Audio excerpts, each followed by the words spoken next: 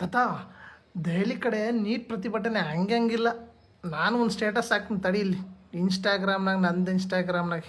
ಅಯ್ಯೋ ಮಗ, ಸಪೋರ್ಟ್ ಮಾಡಬೇಡ ಅಂತ ಹೇಳ್ತಿಲ್ಲ, ಆದರೆ ಒಂದು ಮಾತು ಕೇಳಿ ನಂದು.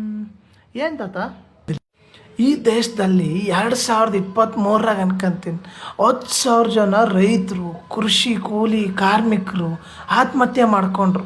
ಸರ್ಕಾರನೇ ಹೇಳ್ತವಾಗ ನಾನು ಪೇಪರ್ ಓದಿ ತಿಳ್ಕೊಂಡೆ. ಅದ್ರಾಗೆ ಫಸ್ಟ್ನೇದು ಮಹಾರಾಷ್ಟ್ರ, 2ನೇ ರಾಜ್ಯ ಕರ್ನಾಟಕ. ಈ ಸುದ್ದಿ ಎಷ್ಟು ದಿನ ನಿನ್ನ ಮೊಬೈಲ್ನ ಟ್ರೆಂಡ್ ಆಯ್ತು ಹೇಳಪ್ಪ ನೋಡೋಣ. ನಿಜ ಹೇಳ್ಬೇಕು ಅಂದರೂ ನನಗೂ ಗೊತ್ತಿರಲಿಲ್ಲ ತಗೋದು.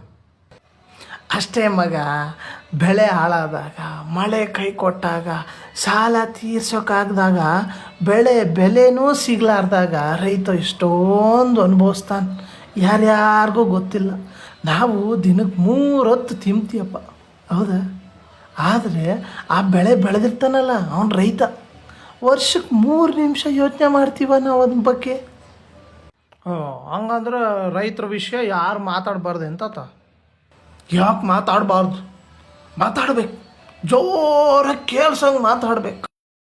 ಅದೇನು ಪಂಚ್ಟಾ ಅಂತಿರಲ್ಲ, ಅದರ ಟ್ರೆಂಡ್ ಆಗೋ ವಿಷಯ ಬಗ್ಗೆ ಮಾತ್ರ ಹಿಂಬಾಲಿಸ್ಬಾರ್ದು.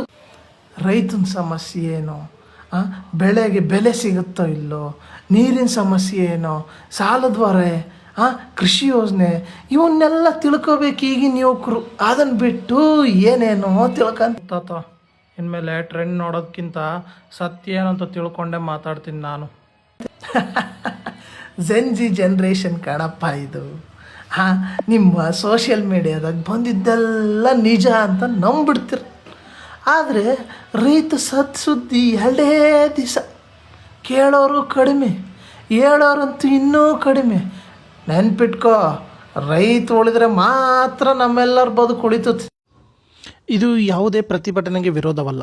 ರೈತರ ಸಮಸ್ಯೆಗೂ ಸಮಾನ ಗಮನ ಮತ್ತು ಬೆಂಬಲ ಸಿಗಲಿ ಎಂಬ ಆಶಯ ಮಾತ್ರ. ಧನ್ಯವಾದ.